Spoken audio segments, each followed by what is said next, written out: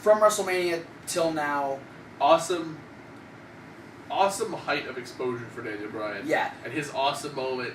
And that awesome documentary they put out on the WWE Network. Network. Yeah, if you haven't checked it out, check out Road to WrestleMania Daniel Bryan on the WWE Network.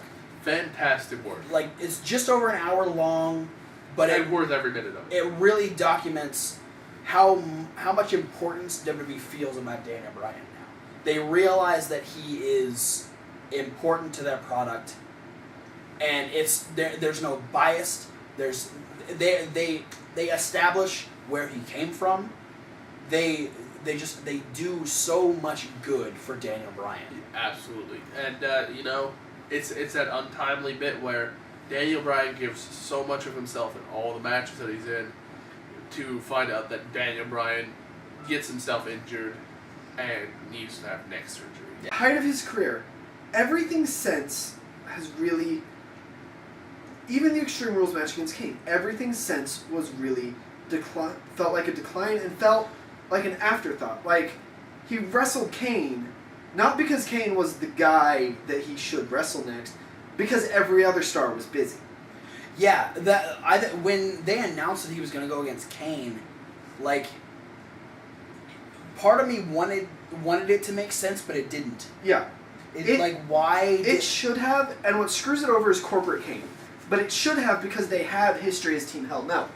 That it could have been a really personal feud for the belt. The point is that it wasn't a deep personal rivalry. It was a afterthought rivalry. It was Cena's doing this, Ray's doing this, Shield and Evolution are over here. You had all the top heels busy. You couldn't do anything with any of the other heels that would make sense in the title picture. Right. Also, I don't have an alternative. It's another case where, like, Shield vs. Evolution worked. It was perfect. Wyatt Cena, that was already in the works. You would have had to build up somebody new. Like, right, you would have had to build up a brand new feud, brand new storyline, and there probably wasn't enough time for that. Here's the thing: as far as like other people that could contend for the title in the current crop of superstars, the only other person that would have made any sort of sense would be Alberto Del Rio. Absolutely. Yeah. Your choices were Kane, who has a history with Daniel Bryan, or Del Rio, who has nothing to do with Daniel Bryan, who didn't even do anything worthwhile at Mania, who hasn't done anything worthwhile in a long time. Granted, he is in the Money in the Bank ladder match.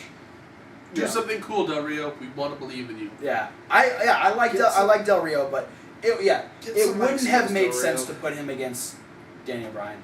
But yeah, like you said, Thomas, But Daniel Bryan has, like, it's almost like he was like at the top of the mountain at WrestleMania, and then the other side of the mountain turned into a fucking cliff. Yeah, and because he got so screwed. Oh yeah, but it went from that to the unfortunate neck surgery that he had to have. Well, not only that, but Daniel Bryan's been dealing with stuff since Mania. Yeah. The night after Mania was a great moment because he defended the title against Triple H.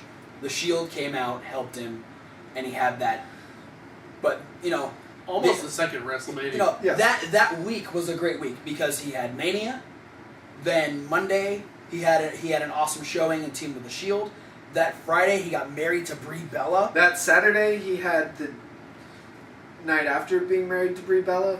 And for the rest of his life, he's married. He's got the night after being married to Brie Bella. But then, unfortunately, not that following Monday, but the Monday 2 weeks from WrestleMania, his dad passed away, and so that's kind of where they got the idea of, okay, we could put Kane in there because we can have Kane attack Daniel Bryan because Daniel had a funeral he had to go to. Yeah. So that's where they kind of built the Kane, Kane could go for the title because he's gonna attack Daniel Bryan, and so he loses his dad, the next week, he's got to show up on Raw, whether he's hurt. That was the storyline. Did the match against Kane, and then like a week or two later, he finds out he's gonna have neck surgery. He actually is hurt. So he's legitimately hurt, and so it's almost like Daniel Bryan had that one great week, and then everything fucking fell apart for him. And it's sad to see it. Poor D-Bry. Yeah, and Hashtag I'm sorry.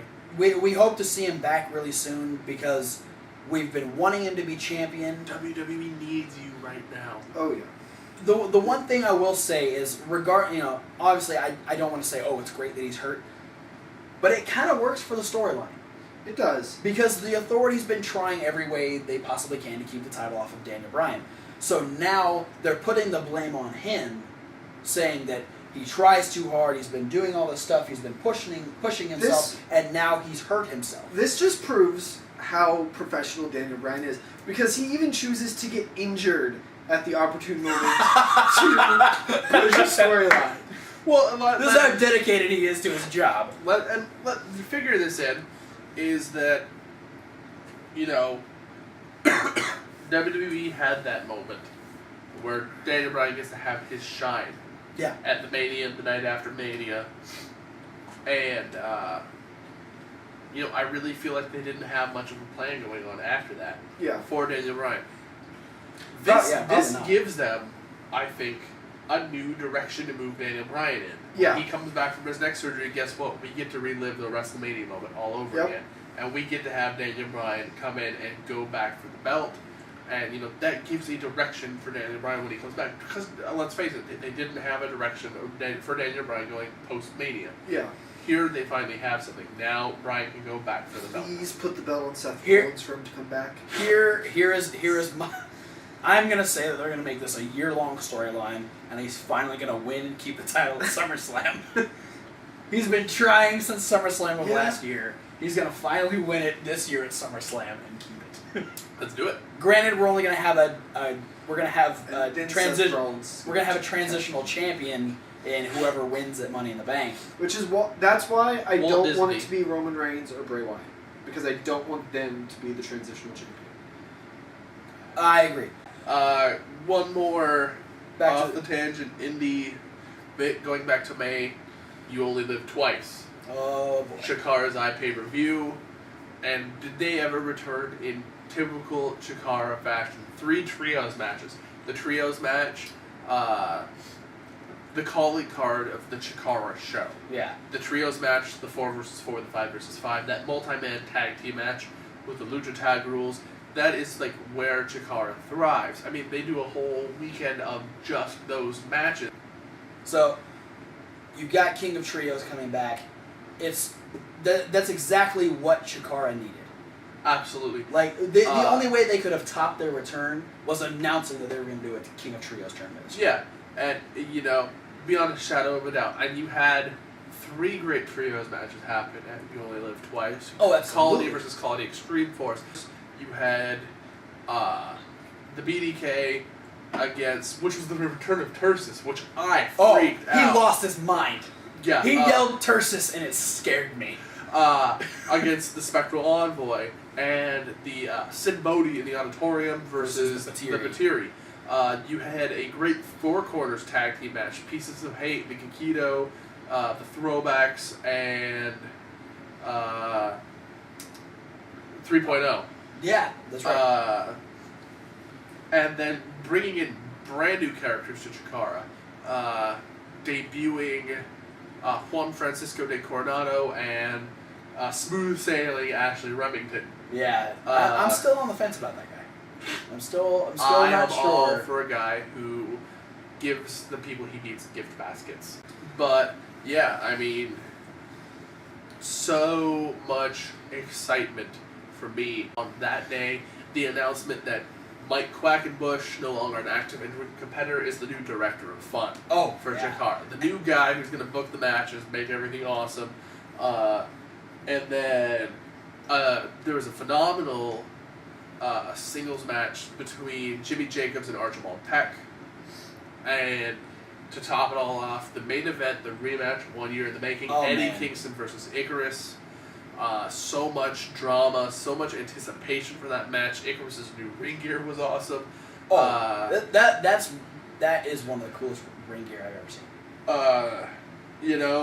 And Icarus winning the match, the rematch, 1 year in the making, when he was so close to winning the title match last year at Chikara's last show, prior to You Only Live Twice, the Anniversario Never Compromised, when they had that unfortunate shutdown storyline starting.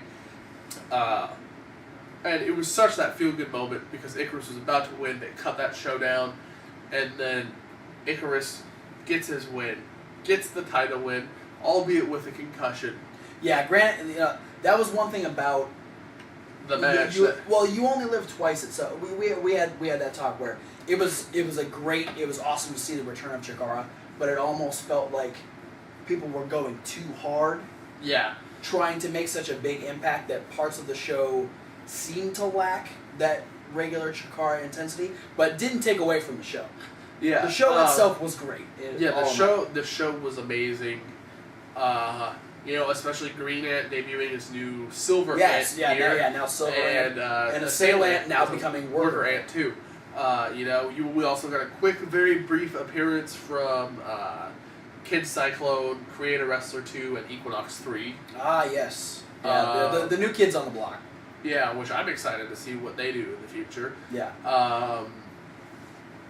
My only complaint about where Chikara is right now is, please bring back Tim Donst. More pay-per-views. Yeah, more. He wants more pay-per-views. More pay-per-views. Tim Donst, and I can't believe I'm going to say this, but Jakob Hammermeyer. Yeah. Oh God! Don't get me started. Don't get me started on Jakob, team. Yes. So besides the fact that Icarus got a concussion, we have to now focus on the moments following You Only Live Twice. Yeah, and here's the thing about the moments following You Only Live Twice. We watched it on iPay-per-view. And we stopped watching after it went off the air. Like, the beginning of the iPay-per-view, there was a long break of just black. Yeah. So I figured once it went off from Icarus versus Eddie Kingston, once Icarus had his celebration, it went off. It was just black. We turned it off. Yeah. We find out the next day. There was stuff that happened. So, set the stage. You've got all the Technicos in there congratulating Icarus on his win. You've got the Chikara roster celebrating their return, and then you have the Flood. The Flood. The Rudo stable to end all Rudo stables in Chikara. You're talking every member of Sidney Bacabella's Wrecking Crew, Dr. Cube with his cronies Hack and Slash, Gekido, the Gekido members, the Colony Extreme Force, all led by Jimmy Jacobs. All led by Jimmy Jacobs, an unlikely leader in my mind. The Zombie Princess. And you have this moment, all the Technicals are out there, and here come the Rudo team, the Flood, and you ensue this big brawl, not unlike the one at the end of National Pro Wrestling Day 2. Yes, very similar. And then you get this disturbing image of this huge guy in this futuristic, post-apocalyptic looking outfit, and he hits the ring, and he's got Soldier Ant and Delirious with him. Yeah. They appear to be hostages. For the longest time, he was only being referred to as the Titan of Tidor. But when he removes the mask from Soldier Ant and Delirious, Soldier Ant and Delirious attack their former stablemates, Ultramanus Black and the Colony, respectively. And you have this huge mass brawl ensuing. The Titan is standing by himself in the ring, and the most unlikely of all the Technicos, the Goblin Prince, Cobalt, comes in, and being the smallest Technico, the smallest guy. Facing this guy who's being called the Titan. Yeah. Oh, man. And he attempts to fight the Titan. He attempts to spear the Titan, and he bounces off of him. Yeah, the Titan doesn't move. Legitimately, Titan, Cobalt, bam. Cobalt's down. And then he grabs Cobalt by the throat, picks him up over his shoulder, and drops him spine first against his own knee, effectively, as we know it to this day, ending Cobalt, ending the Prince of the Goblins, ending the Demon's Toilet. That was like almost, it tugged at the heartstrings because you had the Flood gather back once this happened. because the Technicos hit the ring. As soon as Cobalt went down, the Technicos jumped back in to try and protect him. The Titan gets out, the Flood backs up, and you see Kodama. I legitimately felt bad for Kodama because he is wailing and screaming over the fact that Cobalt has just been destroyed. Yeah, and Obarian and Kodama, people who you see thrive on the viciousness and the hurting people and the anger, and to see them have that emotional breakdown moment, and as the entire Technico roster, almost in a ceremonial way, carries Cobalt out of the arena. Yeah, and who doesn't move. Yeah. After this, does not move a muscle, doesn't even seem to breathe. Scary. And the day after You Only Live Twice, the materia announcing that Cobalt is gone. Yeah. Hashtag vengeance for Cobalt. Since that show, the materia have done nothing but let the Flood know that they're coming for them. The flood waters are rising, and your and waters will run red. That was it. Was short. It was sweet. Check out Chikara Office on YouTube. Check out that promo. I mean, the Batiri who don't usually do any kind of promos. Usually, Cobalt was their mouthpiece. Yeah. But they finally get that time where they talk, and you get that distinction that they are out for blood, and they're gonna get it. Yeah, I mean, I feel bad for the booked match, the Colony and the Batiri, 5 against 5 Flood members. Yeah. I feel bad for whoever those 5 Flood members are. Because not only are you going against the Colony, but you have the pissed off Batiri coming after you. That's not going to be a good Those situation. Those are 2 short, scary, angry demons that you don't want. Going in and teaming with 3 giant ants. Yeah, this is a weird combo, but scary at the same time. Ants and demons terrify me. not to mention small demons and giant ants. Yes. They should ride the ants in the ring. Got some other indie... The one other big indie event that happened is the yearly Best of the Super Juniors tournament, the double bracket round robin tournament that turns into a single elimination 4-person tournament. This year, sadly, because of an injury sustained in his final round robin match, Alex Shelley had to pull out. Which seems to happen fairly often in Super Juniors. Well, they take so many risks in the Super Juniors tournaments because it's their style. Yeah, it's Japan, things get crazy. So Alex Shelley was supposed to be there, and I think because he was out, Kushida got to take his place. We ended up having Ricochet.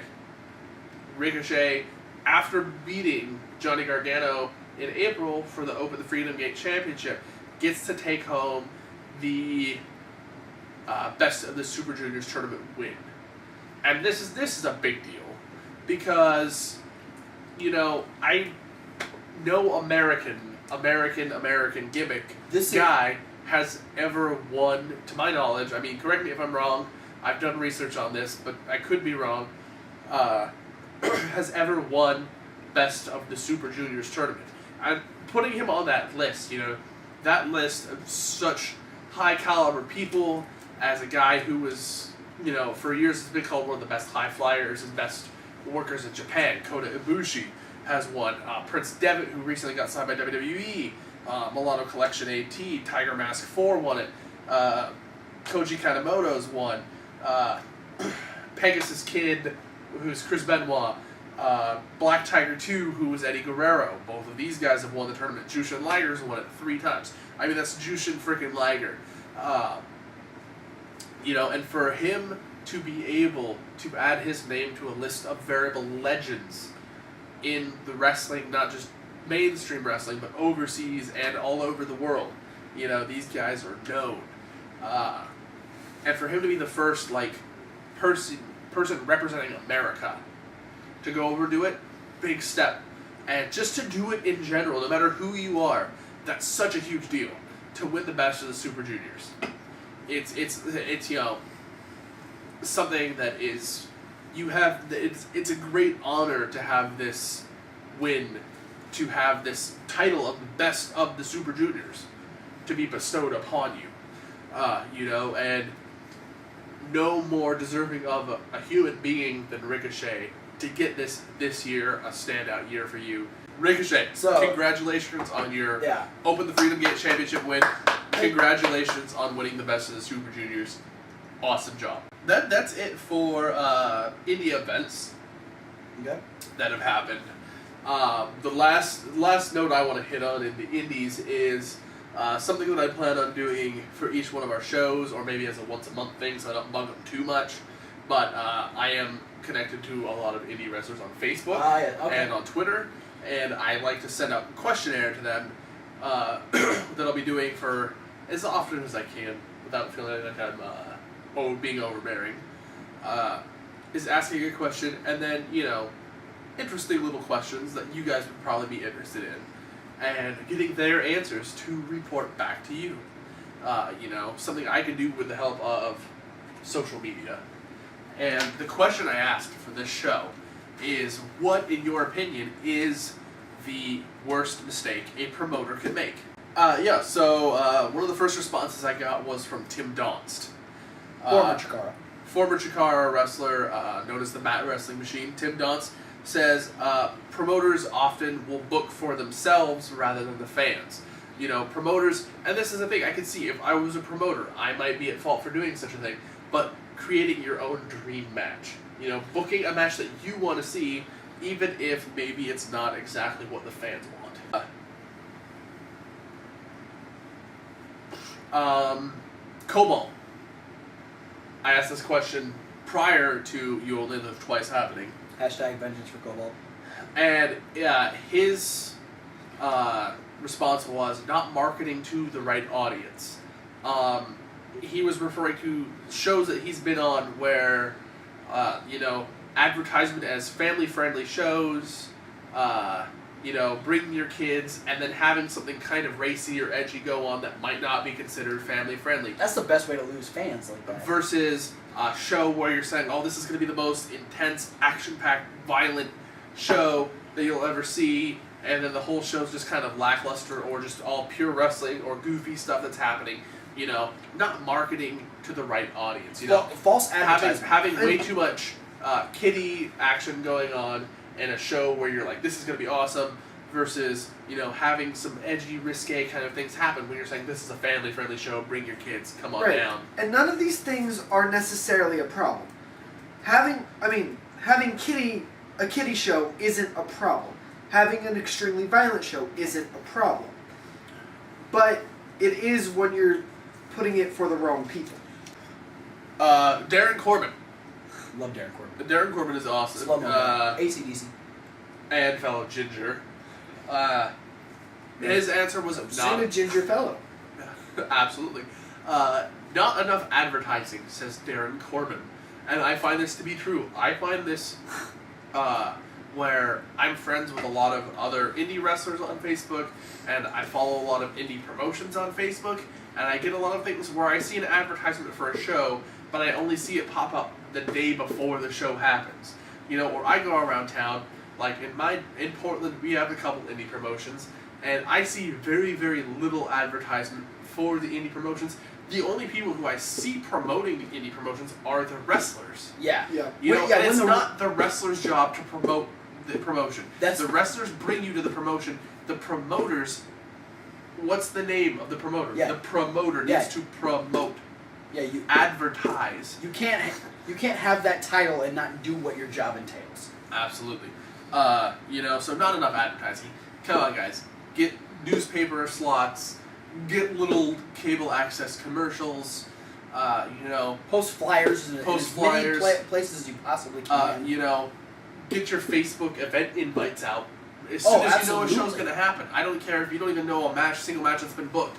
Think about this. Chikara's event that happened today in Chicago sold out before it happened. Sold out without a single match being announced. Strictly because Chikara has been promoted. Chikara is well known, and they know how to do their job. Yeah. So, come on, guys. this is the reason why I feel like a lot of indie promotions from towns anywhere in the country, anywhere in the world, aren't on that same level of Pro Wrestling Guerrilla, Chikara, AAW, AIW, CZW, because they're not being promoted right. And I feel like any promotion with the right talent, while being promoted right, could seem like a super awesome show. Yeah. You know, there's guys in promotions I've never heard of that I want to see. I don't know who you are yet, but I want to see them. And on that note, starting the next episode, when we're doing our little weekly recaps, I'm going to be plugging a lot of indie shows. So, you know, if you come from some town and you guys have your own indie show and you want me to plug the indie show on this show, let me know in the comment section, and, you know, I'll post my email down on the little bar underneath when you click more info and it comes down. Yeah, well, Email me your promotion. Email me a match that's going to happen on your next show. I'll promote it. I will plug it. Yeah. I'll do that for free because I love wrestling. Yeah. That's the one thing that we can all agree is that, you know, all these things are very true to us because we love wrestling. Yeah. We will watch any kind of wrestling if it's entertaining. Absolutely. Oh yeah. If it's promoted right. Yeah. Next person who answered my question, the old-timey king of swing, Dasher Hatfield. Love the guy. Class A, grade A gentleman, 100% all the way. Awesome wrestler. His complaint was too many promos. And this is another thing you see in a lot of indie promotions that aren't as well known, is promos between every single match, or almost between every single match. And I think, you know, it draws the show out too long, and it kind of kills the momentum of going from one match to the next. If you have 5-10 minutes of talking between every match. You know, it's why an indie show can't run Monday Night Raw. Monday Night Raw, you know, you can do it. It's a TV show, it's awesome. But, you know, when you go to an indie show, I'm not paying to see Monday Night Raw. No. I'm not paying to see match, promo, vignette, match, promo, main event. I'm paying to see wrestling, maybe one or two promos thrown in Yeah, there. promos that lead into matches, or promos that set up for matches at, like, the next show of the promotion. Or if you have a really, really good talker, an undiscovered talent who's just great on the mic. There you go. Yeah. Let him go. If you're trying to build a star, go ahead and throw a promo in there. But yeah, if you're going to an indie show, you are going for wrestling. Yeah. Next up was Kodama of the Batiri. And I think he hit the nail on the head with WWE's biggest problem Did you say of... Dale? Huh? Did you say Dale on the head? My nose is kind of stuffed up. He hit the nail on the head. Kodama did. The WWE's problem that was spawned of Batista winning the Royal Rumble. Kodama's answer to what is the worst mistake a promoter can make is not listening to the fans.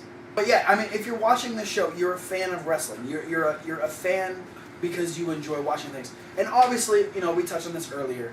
We can't be selfish. We can't expect to get everything we want. But at least make it. But at least make an effort to understand that your fans don't want to see Batista versus Randy Orton. They want to see Daniel Bryan. Absolutely. They did that. Yeah. And TNA, this is specifically for you. You dropped the ball. Take the title off of Lashley. Please. I haven't even watched TNA in like 6 months. I'm might pissed off and don't want to watch it. I might anymore. burn for saying this. These two might burn me alive on the Yeah, next show if I say this. Send me $5 I've to my ne- PayPal account. $5 and a big lighter. I've always liked Lashley. I haven't loved him, but I liked him. Not. I you know, honest to God, I enjoyed Lashley's run in WWE. Right, like, I didn't like him. I didn't think he was the next star. Or, I didn't love him, I didn't think he was the next star. But I liked him. I thought he was decent. He had the look. He had a weird voice that just sold me. He wasn't great for promos, man. But, like, if you compare him to, like, a Brock Lesnar or a Batista, I felt like he could put on way more of an entertaining match than those guys could. I'm in a glass case of emotion right now. But At least Brock Lesnar. Oh, he's way better than Brock Lesnar. But Dang. with that said, Better than Scott Steiner. why give him the belt in TNA just because he's come back after a lukewarm run? Sounds few years familiar. ago? Sounds Yeah. vaguely familiar. Yeah. Good job ripping off the shitty part of WWE TNA. Congratulations! At least WWE fixed their problem before they did it. Okay. Sorry. And Back to Indies. yeah, the last guy, one of my all-time favorites, I'm not as well versed in this guy though. Billy Rock. A great wrestler who's been all over the place, and if you haven't seen this guy work, Do it. do it. Look him up. Look up. He does a Chikara match from, I don't know, sometime in the late 2000s, 2007, 2008 or something like that, I think it is, against Chuck Taylor. A brilliant match. Billy Rock, kind of an older school kind of guy, but still great and amazing to watch in the ring. Says too many matches on the card. Just the same way as too many promos. Because a lot of stuff in wrestling now, the matches are so intense and the crowd gets so into these matches, and if you have this super awesome main event booked, but then you have 9 other matches ahead of it, your crowd is going to be tired. Yeah. You need to, if you're gonna have the intensity in the matches, you don't need a lot of matches. Yeah, I mean, Because the crowd, if you have 5 really good matches, your crowd isn't gonna be mad at you for only having 5 matches because you gave them a show. Yeah. absolutely. So that kind of being said, that I feel like that happens a lot on WWE pay-per-views. That by the end of the show, because say match 1 and match 3 and match 4 were all really good matches that the crowd were so into that by match 7 the crowd's kind of tired. So all in all, don't book too many matches because you don't want to wear your audience out before the main event. I think the main event is supposed to be the payoff. That's why it's called the main event. Yeah, the main event is supposed to be your draw. Don't pull the show out so long that your fans lose interest in what brought them there in the first place. If I book AJ Styles versus Chris Hero in the main event of my show, yeah, right? Sign it up. I'm gonna be there. But I put 9 matches in front of that, most of the people will have to leave before that because the show's taking so long. Yeah. So, all in all, don't book too many matches. Don't fill your show with promos. And for God's sake, please advertise. Advertise. We want to know. There could be a company that I have no clue who they are running 3 streets away from me, but because they don't advertise, I don't know. If you are, comment section below. But please advertise. Hell, just put snippets of your matches on YouTube. Can you? That could work wonders. Because that's how I learned. Isn't that pretty much how we learned about Chikara? That is absolutely how I learned about Chikara. Some people posted little 2-3 minute clips of like the Colony versus Fist. I still remember the first thing, my first introduction to Chikara. It was the grenade. No, actually, it was damn pause button. The Colony was coming out, their music paused, and they paused with their music. Brilliant. They stuck to their guns, they waited for the music came back on, and they marched to the ring like nothing happened. Yeah, it was pretty fun to watch, awesome to watch. I think my first one that I shared with everybody because it was hilarious, and, not really a great display of what Chikara is, but Tim Donst getting his head kicked off by Brody Lee. God, we destroyed Tim Donst. Which was frequently to say in the early years of Tim Donst. But, yeah. So all those things, man. Listen, because these are words of advice that I just received from the indie wrestlers who are getting booked themselves. What they think is wrong, what they think that the promoters could do better. So if there's any promoters watching this, hey, take advice, word out of the wrestler's mouth themselves. These guys have been around for a long time. Some of them not so much, but a lot of experience being garnered by a lot of these guys. The other thing that I want to talk about, other than doing this question and answer with the wrestlers that I'm going to be trying to do, is I'm going to be doing an Indie Star Spotlight. Starting next episode, where I'm going to say, like, hey, here's this one guy that I've been watching, And I think you guys, if you don't already know about this guy, you guys will think this guy's great too, because I think he's great. And you'll find out what I think he's great. I'm going to try and get a quick little in-depth interview with these guys, what got them started, what they love to do, where they're going to be, where they hope to be in the future, blah, blah, blah. Hopefully they talk to me. Who knows? They might not. And you might just get more information from us if we know who he's talking about. Yeah. But so the Indie Star Spotlight that I'm going to try and do should be a fun thing. And maybe if we can, I'll include a 30-second snippet of one of their matches. Just so you get a taste. And, if you have suggestions of who you'd want to see in the Indie Star Spotlight, let me know. Send me the email, put it on the comments, whatever. I mean, I've got a couple picked out already, so, but keep sending them and let me know what you think. Let me know if you're a fan of these guys. Let me know if you knew them before I posted it. All this great stuff. I'm here to share the knowledge of good wrestling with everyone out here. This is what we're doing. This is our message. Wrestling can be awesome. We've talked about a lot of important stuff that have happened over the last 6 months of 2014. We talked about CM Punk. We talked about The Shield. We talked about The Undertaker. We talked about the Wyatts.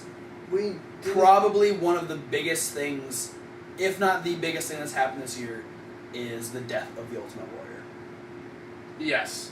And, not to have it overshadow the Hall of Fame induction of the Ultimate Warrior and his moment at WrestleMania and his moment on Monday Night Raw. A guy who kind of got trash thrown on him by the WWE for a couple of years. That's pretty cool. With the whole Self-Destruction of the Ultimate Warrior DVD that they put out, and then basically not mentioning him for years and years and years, to finally have that moment of, hey, WWE wants to redeem themselves, let's have Ultimate Warrior have his moment, and for that to happen 24 hours after that whole weekend of Ultimate Warrior. Yeah. It was bizarre. It was, we spent 72 hours watching this man do things that a lot of people didn't think he was going to do. Yeah. We didn't think he'd be in the Hall of Fame. We didn't think we'd ever see him at WrestleMania again. We sure as hell didn't think we'd see an Ultimate Warrior promo on Raw. I mean, last time Ultimate Warrior was on Monday Night Raw was post WrestleMania 12. That's saying something. Yeah. So in 18 years, this guy comes back, has probably the greatest 3 days of his life. He gets to experience it with his daughters and his wife. He gets to experience it with all of his fans, some new fans, and then to it was almost in a dark way. It was probably the best way for him to go out. Yeah, absolutely. He got all of his redemption done, and it was almost like that's what he needed, and that was it. Yeah, it's one of those moments that a lot of people have in life where I could die happy now. I'm fulfilled. And he did. And whether it was by some sort of higher power, whatever you believe in, it's fine, or just sheer luck, it was the perfect way to end such a storied life. Yeah, it was, for me, since I didn't start watching wrestling until the year of 99, so the Ultimate Warrior had been done with wrestling for, what, a year or two at that point? Around a year or so after his finishing up with WCW. Yeah, so I myself, I didn't know who the Ultimate Warrior was. I didn't know what the Ultimate Warrior was about. And to see him get to do all those things, it made me an Ultimate Warrior fan. Absolutely. And again, we talked about the Daniel Bryan thing they did. WWE did a great week. They did Warrior Week.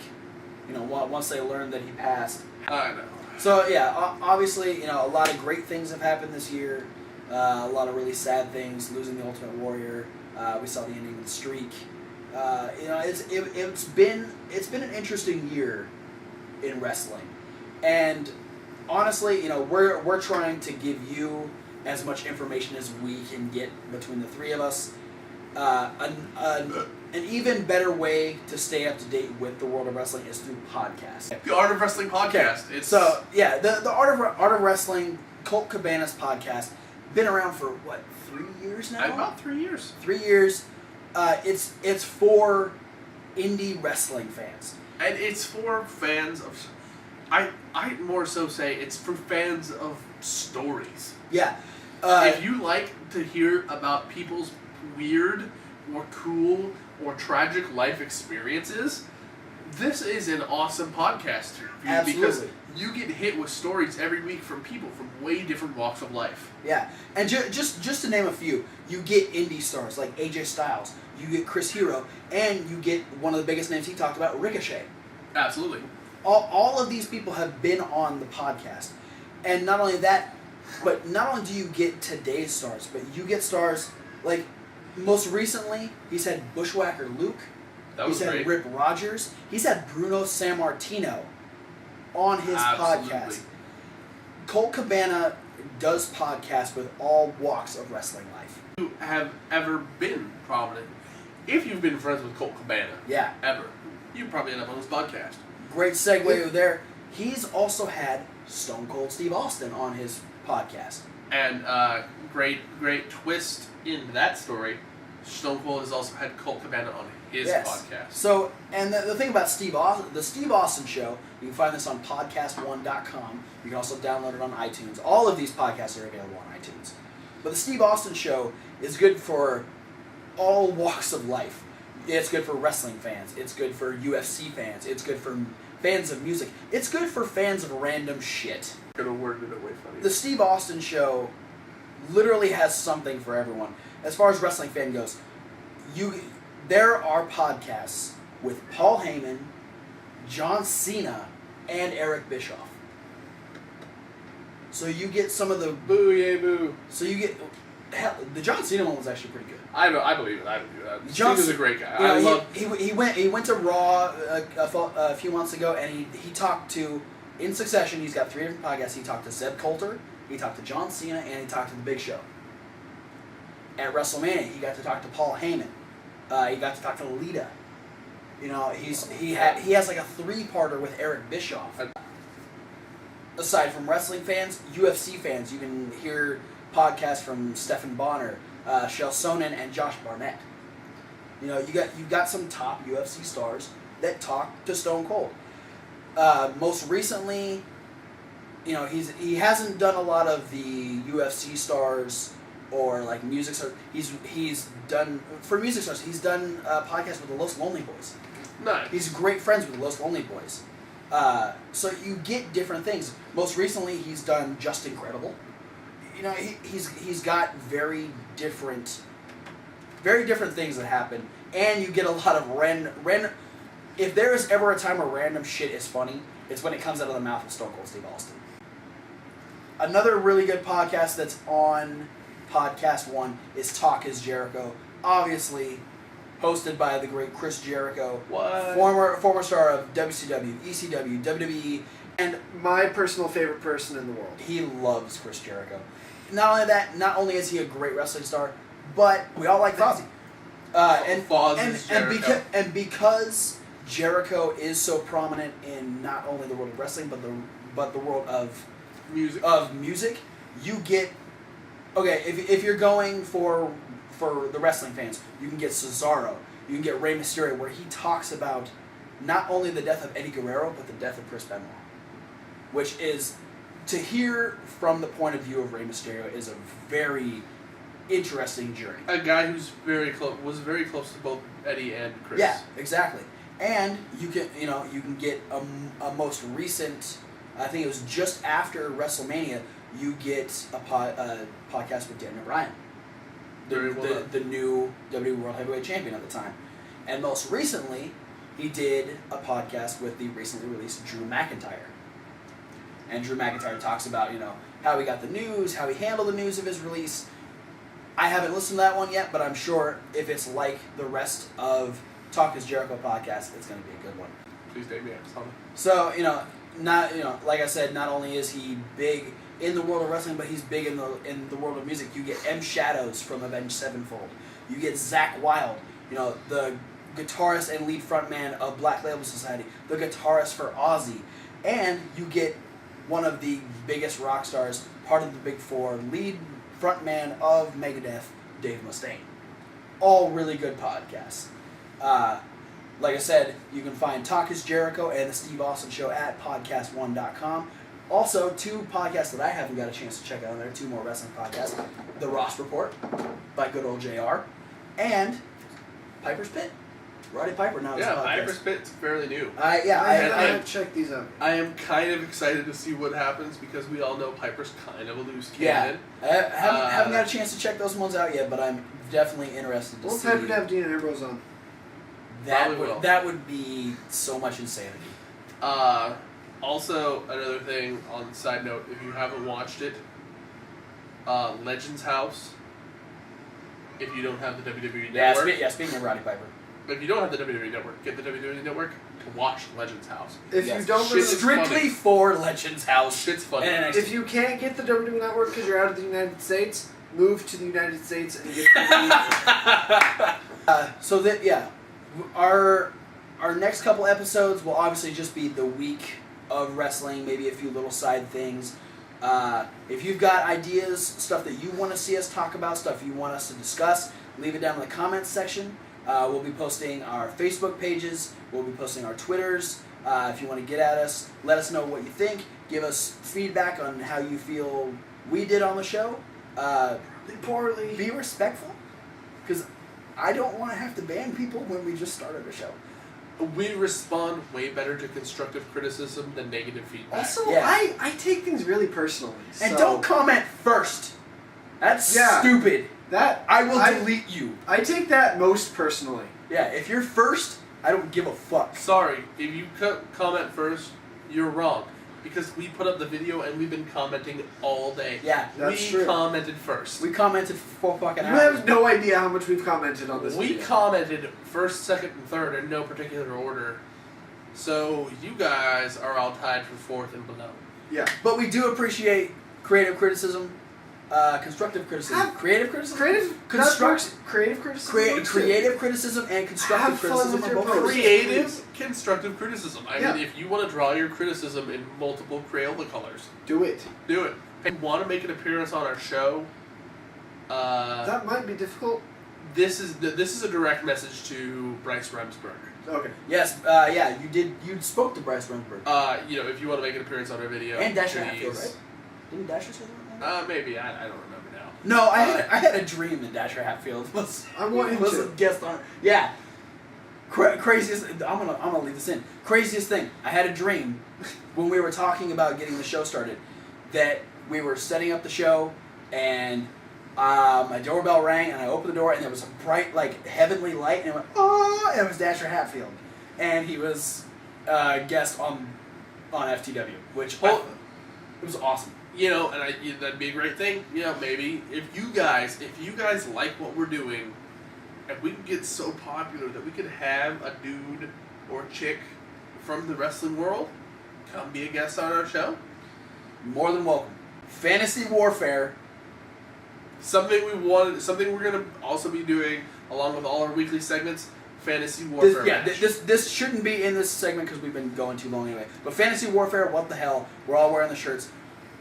Comment, discuss, talk about what you think would happen and who do you think would win a triple threat match. And don't go with whoever's booked to win. That's not as creative a response as you think. It's really not. Nobody's booked to win. You can't book someone to win this match because Eddie Guerrero is dead. But that's the my hopes. We could have a match, but that's the go-to comment in these things. Oh, whoever they decide should win is going to win. No, fuck that. Don't say that. Be creative. You're not a fan. You're the booker. Yeah. You get to pick who wins. Yeah. And why? Fantasy Warfare, Johnny Gargano versus Daniel Bryan versus Eddie Guerrero. For the WWE World Heavyweight Championship. So thanks so much for watching FTW Fans Talk Wrestling. I'm Travis Colt. This is Kevin Hawk. This is Thomas Wolf. We will see you all next week. and we hope you enjoyed the show.